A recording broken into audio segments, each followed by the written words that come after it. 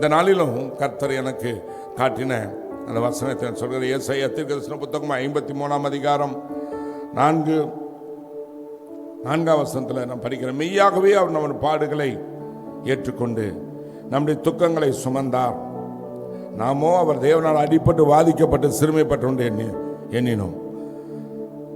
5வது வசனம், நம்முடைய மீதில் நிமித்தம் அவர் காயப்பட்டு நம்முடைய அக்கறை நிமித்தம் அவர் நொறுக்கப்பட்டார்.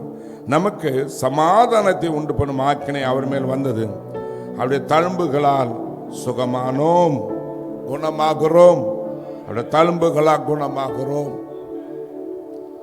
அருமையானவர்களே, ஆண்டவர் நமக்கு சமாதானத்தை கொடுக்கும்படியாகவே அவர் பாடுகளை ஏற்றுக்கொண்டார், துக்கங்களை ஏற்றுக்கொண்டார்.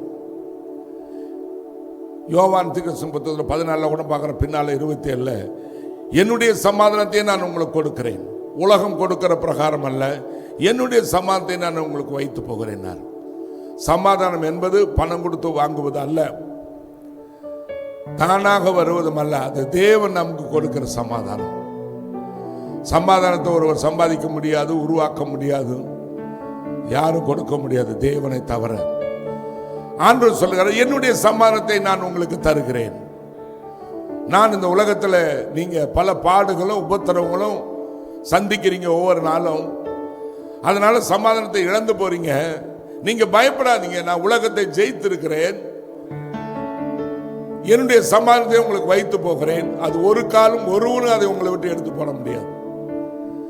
ஆகவே இந்த நமக்கு மெய்யாகவே அவனுடைய பாடுகளை ஏற்றுக்கொண்டார். நான் அடிக்கடி இந்த வார்த்தை நினைப்பேன். மெய்யால நம்முடைய பாடுகளும் உபத்திரவங்களும் போராட்டம் வர்றப்ப என்னவோ நானே சுமந்து நாமளே அதை பண்ணிட்டு இருக்கிற மாதிரி நினைப்பு வரும். உடனே ஆவியான ஞாபகப்படுத்த வரணும், மெய்யாலும் இயேசு கிறிஸ்துவுடைய பாடுகளை ஏற்றுக்கொண்டார். உன் பாடுகள் துக்கங்களை அவர் ஏற்றுக்கொண்டார். நீங்க பாடுபட தேவையில்லை, துக்கப்பட தேவையில்லை, சமாதானத்தை இழந்து தவிக்க தேவையில்லை.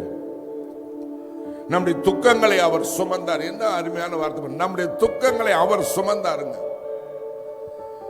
நம்ம துக்கம் அவர் எடுத்துட்டார்ன்றப்ப நம்மளுக்கு துக்கம் எதுக்கு வருது?